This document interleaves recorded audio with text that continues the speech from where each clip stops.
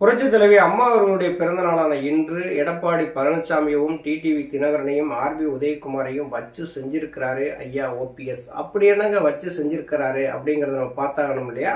பார்த்துருவோம்.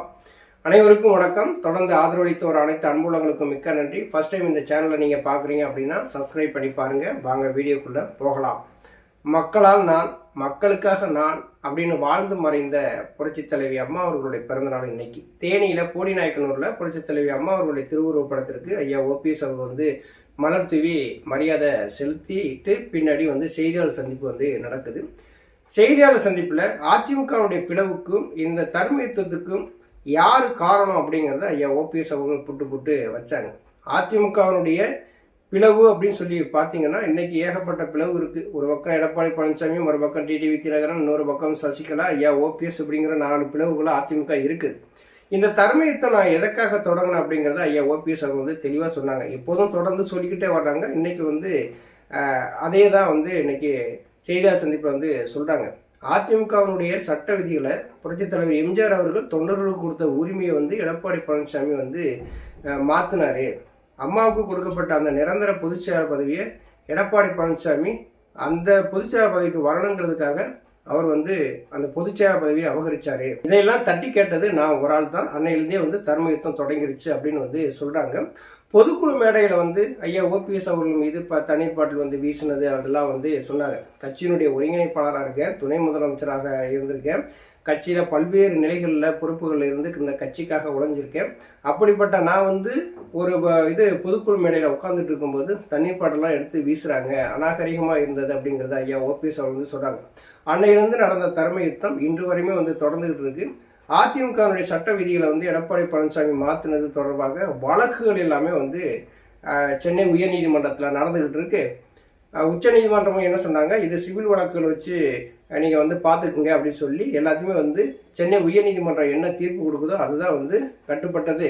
அந்த வழக்கு இன்னும் தொடர்ந்து நடந்துகிட்டு இருக்கு அப்படின்னு சொல்லி ஐயா ஓபிஎஸ் அவர் சொல்றாங்க. அதிமுகவுடைய சட்ட விதிகளை எடப்பாடி பழனிசாமி மாற்றும் போது எல்லாருமே அமைதியா தான் இருந்தாங்க. நான் ஒரு ஆள் தான் தட்டி கேட்டேன் அப்படின்னு ஐயா ஓபிஎஸ் அவர் சொல்றாங்க.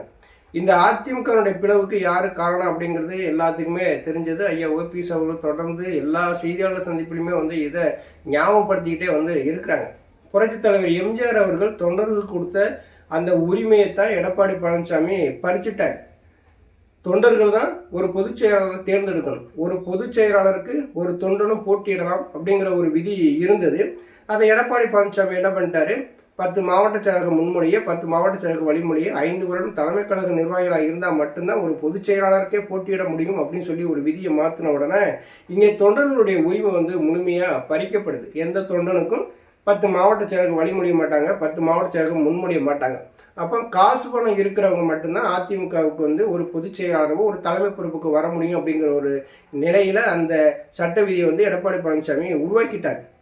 இப்போ எடப்பாடி பழனிசாமி கிட்ட காசு இருக்கு, அதனால அவர் அதிமுகவுடைய பொதுச் செயலாளராக வந்துட்டார். நாளைக்கு அதானியோ அம்பானியோ என்ன பொதுச் செயலாளரை நீங்க தேர்ந்தெடுக்க அப்படின்னா அதானி அம்பானிட்டு இருக்கிற காசுகிட்ட ஒவ்வொரு செயற்குழு பொதுக்குழு உறுப்பினர்களுக்கு கொடுத்தா கூட அவங்களும் அதானி அம்பானியை கூட கட்சியினுடைய பொதுச் செயலாளர் தேர்ந்தெடுத்துருவாங்க. ஏன்னா இன்னைக்கு நிலைமை அப்படித்தானே இருக்குது. அப்போ தொண்டர்களுக்கு எந்த விதமான மரியாதையும் இல்லாம போயிருது. அதுக்கடுத்து பாத்தீங்கன்னா அந்த பொதுச் செயலாளர் பதவியை எப்படியாவது நம்ம அனுபவிக்கணும் அப்படிங்கிறதுக்காக எடப்பாடி பழனிசாமி என்ன பண்ணாரு, அந்த புரட்சி தலைவி அம்மா அவர்களுக்கு நிரந்தரமா அந்த பொதுச்செயலாளர் பதவி கொடுத்து அதை ஒரு பொதுக்குழுவுல தீர்மானமா நிறைவேற்றி எல்லாருமே பாராட்டு தெரிவிச்சு எல்லாரும் கைதட்டி ஆரவாரம் பண்ணிவிட்டு திடீர்னு பார்த்து அந்த பொதுச்செயலாளர் பதவிக்கு நானே வரணும் அப்படின்னு சொன்ன உடனே அதுக்கு தகுந்த மாதிரி விதியும் மாத்திருக்காரா. இப்ப அந்த பொதுச்செயலாளர் பதவியை அபகரிச்சிட்டார். அப்ப அம்மாவுக்கு கொடுத்த அந்த பொதுச்செயலாளர் பதவி எங்க அவங்களை கௌரவப்படுத்தும் விதமா கொடுத்ததை எடப்பாடி பழனிசாமி பறிக்கிறாரு அப்படின்னா அப்ப அம்மாவுக்கு செய்த மிகப்பெரிய துரோகமா தான் தொண்டர்கள் பாக்குறாங்க. புரட்சி தலைவர் எம்ஜிஆர் கட்சியை உருவாக்குனாரு. புரட்சி தலைவி அம்மா ராணுவ கட்டுக்கோப்போடு கொண்டு போய் இன்னைக்கு மக்கள் மத்தியில அதிமுக மாபெரும் இயக்கமாக இருக்கு அப்படின்னா அது புரட்சி தலைவி அம்மா அவர்களாலதான், எடப்பாடி பழனிசாமினாலாம் கிடையாது. எடப்பாடி பழனிசாமி கண்டாலே காது வெறிக்க ஓடக்கூடிய ஆட்கள் தான் இங்க நிறைய பேர் இருக்கிறாங்க. சரி, இப்படி அதிமுக எல்லாம் இப்படி பிளவுகள் இருக்கே, நம்ம தேர்தலை சந்திப்போம், ஒருங்கிணைந்து சந்திப்போம் அப்படின்னா எடப்பாடி பழனிசாமி கேட்கறது மாதிரியும் கிடையாது. எடப்பாடி பழனிசாமி தலைமையில சந்திச்ச எல்லா தேர்தலுமே தோல்வியை தான் சந்திச்சிருக்கு. எல்லாருமே சொல்லுவாங்கல்ல, 10 தோல்வி பழனிசாமி அப்படி சொல்லுவாங்கல்ல, அந்த 11வது தோல்வியை தவிர்க்கிறதுக்கு தான் விக்கிரவாண்டி இடைத்தேர்தலையும் ஈரோடு கிழக்கு இடைத்தேர்தலையும் எடப்பாடி பழனிசாமி புறக்கணிச்சார். ஐயோ நாங்களாம் நிற்க முடியாது அப்படிங்கிற ஒரு பயம் அவருக்கு வந்துருச்சு. அப்போ ஒருங்கிணைந்த அதிமுக உருவாகணும்னு சொல்லிவிட்டு ஐயா ஓபிஎஸ் அவர்கள் தொடர்ந்து வலியுறுத்திட்டே வர்றாங்க. ஒரு அறிக்கை மூலமாவோ செய்தியாளர் சந்திப்பு மூலமாவோ எல்லாமே சொல்லி பார்க்குறாங்க. ஆனால் எடப்பாடி பழனிசாமி அதெல்லாம் கேட்கறது மாதிரி கிடையாது. எடப்பாடி பழனிசாமி ஐயா ஓபிஎஸ் அவர்களை பார்த்து பயந்துட்டார். அந்த பயத்தில் தான் அதிமுக ஒருங்கிணைக்கவே அவர் மறுக்கிறார். இப்போ 2024 பாராளுமன்ற தேர்தல் நடந்துச்சு. அந்த பாராளுமன்ற தேர்தலில் என்னாச்சு?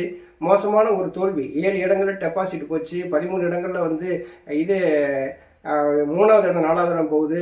விளவங்கோடு இங்கே இடைத்தேர்தலில் பார்த்தீங்கன்னா விளவங்கோடு இடைத்தேர்தல் விஜயதரணி காங்கிரஸ்லேருந்து ராஜினாமா பண்ண உடனே அங்கே ஒரு இடைத்தேர்தல் வைக்கிறாங்க. அந்த இடைத்தேர்தலில் அதிமுக நாம் தமிழர் கட்சியை விட குறைவான வாக்குகள் வாங்குதுன்னா இப்போ எடப்பாடி பழனிசாமியுடைய தலைமையில் அதிமுக எப்படி வளர்த்து வச்சிருக்கான்னு பாருங்களேன். அப்போ தொடர்ந்து ஐயா ஓபிஎஸ் அவர்கள் சொல்லிட்டே வர்றாங்க, இந்த விதிகளை எல்லாம் பழைய நிலைமைக்கு கொண்டு வாங்க, அதிமுக ஒருங்கிணைஞ்சாதான் வெற்றி பெற முடியும் அப்படின்னு சொல்லிட்டு வர்றாங்க. அது எடப்பாடி பழனிசாமி ஏற்றுக்கிற மாதிரி இல்லை. 6 முன்னாள் அமைச்சர்கள் போய் சொல்லியும் பார்த்தாங்க, அதையும் கேட்குற மாதிரி இல்லை. அப்போ செவிடங்காதில் சமூகம் மாதிரி நம்ம சொல்லிச்சுட்டே இருக்கோம், அவர் கேட்கவே மாட்டேங்காரு அப்படின்னு சொல்லிட்டு அங்கே இருக்கிற நிர்வாகிகள், எடப்பாடி பழனிசாமி பின்னாடி இருக்கிற நிர்வாகிகளும் அதைத்தான் சொல்கிறாங்க. இப்போ அதிமுக ஒருங்கிணைந்தால் வெற்றி பெற முடியும் அப்படிங்கிறது எல்லோருடைய கருத்தும் கூட. இப்போ தென் மாவட்டங்களில் எடப்பாடி பழனிசாமி அதிமுக சார்பாக நிப்பாட்டுறதுக்கு ஆளே கிடைக்கல. ஒரு தொகுதிக்கு பார்த்தீங்கன்னா கிட்டத்தட்ட 30 கோடி ரூபா செலவு பண்ணணும். 30 கோடி ரூபாய் கடன் உடனே வாங்கி செலவு பண்ணிட்டு அதுக்கடுத்து தோத்து போன பின்னாடி தாக்கு பிடிக்க முடியுமா? அதனால என்ன பண்ணுறாங்க அப்படின்னா, நின்றா தோத்து போகவும் தெரியுது, எதுக்காக நம்ம காசை கொண்டு போய் வீணா இழக்கணும் அப்படின்னு சொல்லிட்டு யாரும் வேட்பாளர் அடிக்க அங்கே தயாராக இல்லை. பேருக்கு ஒரு நேர்காணல்னு சொல்லி நடத்திட்டு இருப்பாங்க போல. அங்கே தென் மாவட்டங்களில் யாருமே கிடையாது வேட்பாளர் நிற்கிறதுக்கு. நான் காசு கொடுக்குறேன் நீ நில்லுன்னு சொன்னாலும் நிற்கக்கூடிய ஆட்களும் இல்லை. ஏதோ ஒரு சிலர் இருப்பாங்க போல, அவங்கள வச்சு கதையை ஓட்டிட்டு இருக்காரு எடப்பாடி பழனிசாமி. செய்தியாளர்கள் கேட்டாங்க, ஐயா ஓபிஎஸ் அவர்கள்ட்ட கேட்கும்போது சொன்னாங்க, இது எடப்பாடி பழனிசாமி ஒருவேளை இந்த சமயம் நீங்கள் கூப்பிட்டா நீங்கள் போவீங்களாயா அப்படின்னு சொல்லி கேட்டதுக்கு ஔவையார் சொன்னதை ஐயா ஓபிஎஸ் அவர்கள் சொல்றாங்க, மதியாதார் வாசல் மிதியாது அப்படின்னு சொல்லிட்டு ஔவையார் சொல்லியிருக்கிறாங்க அப்படின்னு. அப்பனா என்ன ஆகுது அப்படின்னா, இனிமேல் எடப்பாடி பழனிசாமி கூட எந்த காலத்திலையும் இணைப்பு என்கிற பேச்சுக்கு இடமே இல்லை அப்படின்னு சொல்லி ஐயா ஓபிஎஸ் அவர்கள் முற்றுப்புள்ளியை வச்சுட்டாங்க. மதியாதார் வாசல் மிதியாது அப்படின்னா சொல்லி சொல்லி பார்க்குறோம், அதிமுக வெற்றி பெறணும்னு சொல்கிறோம், நம்ம அம்மாவுடைய ஆட்சி கொண்டு வரணும்னு சொல்கிறோம், நம்ம அதிமுக பலவீனமாக இருக்குது ஒருங்கிணைக்குன்னு சொல்கிறோம். ஆனால் எடப்பாடி பழனிசாமி கேட்க மாட்டேங்கிறாரு. இனிமேல் அவர் மனசு மாதிரி கூப்பிட்டா கூட நான் போக தயாராக இல்லை அப்படின்னு சொல்லிவிட்டு மதியாதார் வாசல் மிதியாதே அப்படின்னு சொல்லிட்டு ஔவையார் சொல்லியிருக்காரு அப்படின்னு சொல்லிட்டு ஐயா ஓபிஎஸ் அவர்கள் சொல்லிட்டாங்க. அதுக்கடுத்து பார்த்தீங்கன்னா டிடிவி தினகரனை பற்றி செய்தியாளர் கேட்குறாங்க, இது யார் யாரெல்லாம் கூட்டணிக்குள்ளே வரலையோ அவங்கெல்லாம் முகத்திரை கிழிஞ்சு போகும்னு சொல்கிறாங்கன்னு சொல்லிட்டு வச்சு செஞ்சுட்டாரு ஐயா ஓபிஎஸ். டிடிவி தினகரனை விட நான் அதிகமாக பேசுவேன், இது அரசியல் நாகரிகங்கிறது நான் பேசாமல் இருக்கேன் அப்படின்னு ஐயா ஓபிஎஸ் அவர் சொல்கிறாங்க. அப்படின்னா நம்ம 2 பேரும் இணைந்து வேலை செய்வோம் அப்படின்னு சொன்ன டிடிவி தினகரன் ஐயா ஓபிஎஸ் அவர்கள் மட்டும் கழட்டி விட்டுட்டு இன்னைக்கு தான் மட்டுமே அந்த இடத்துக்கு போய் நம்ம சீட்டுகளை வாங்கி ஜெயிக்கணும்னு சொல்லி டிடிவி தினகரன் நினைக்கிற பார்த்தீங்களா? அப்போ டிடிவி தினகரன் இன்னைக்கு முதற்கொண்டு ஐயா ஓபிஎஸ் அவர் முதுகில் குத்திட்டு தான் அவர் போகிறார். எங்கு போனாலும் நானும் ஓபிஎஸ் இணைந்தே செயல்படும் சொன்னவர் ஐயா ஓபிஎஸ் அவர்கிட்ட எந்த விதமான கருத்துக்களோ ஒரு ஆலோசனைகளும் நடத்தாம நேற்று வரைக்கும் எடப்பாடி பழனிசாமி துரோகின்னு சொன்னார் டிடிவி தினகரன். அவரோட கூட்டணி வைக்கிறதுக்கு நாங்கள் செத்து போயிடலாம், நாங்கள் தூக்கு போட்டு தொங்கிடலாம், நாங்கள் தற்கொலை பண்ணிக்கலாம், இப்படிலாம் பேசினவர் டிடிவி தினகரன். எடப்பாடி பழனிசாமி தலைமையில் கூட்டணி இருக்கிற வரைக்கும் நாங்கள் அந்த கூட்டணிக்குள்ளேயே போக மாட்டோம் அப்படின்னு அப்படி வீரவசனம் பேசின டிடிவி தினகரன் இன்னைக்கு எடப்பாடி பழனிசாமி காரடியில் போய் தஞ்சம் புகுந்துக்கிட்டு அங்கிருந்து சொல்றாரு, அதிமுகவில் அம்மாவனுடைய தொண்டர்கள்லாம் ஓரணியில் நாங்கள் திறந்துட்டோம் அப்படின்ட்டு. நீங்க ஓரணியில திரளல, ஓரணிகள் திரண்டிருந்தா ஐயா ஓபிஎஸ் அவர்கள் அந்த கூட்டணிக்குள்ள இருந்திருக்கணும். இன்னைக்கு டிடிவி தினகரன் ஏன் இப்படி ஒரு விரக்தியில பேசுறாரு அப்படின்னா, இப்ப தென் மாவட்டங்கள்ல ஆட்கள் நிப்பாட்டுவாங்க, டிடிவி தினகரன் தென் மாவட்டத்தை குறிவிக்கிறாரு, அந்த 30 சமூக வாக்கு விழுகும் நம்ம ஜெயிச்சு குறிவிக்கிறாரு. ஆனா இங்கே அந்த பப்பு இனிமே வேகாது. இப்ப எடப்பாடி பழனிசாமிக்கும் டிடிவி தினகரனுக்கும் ஐயா ஓபிஎஸ் உள்ள இருந்தா மட்டும்தான் வெற்றி பெற முடியுங்கிற ஒரு சூழ்நிலை வந்துருச்சு. ஓபிஎஸ் இல்லாம இவங்களால வெற்றி பெற முடியாது, அதிமுகவே வெற்றி பெற முடியாதுங்கிற ஒரு சூழ்நிலை உருவாயிருச்சு.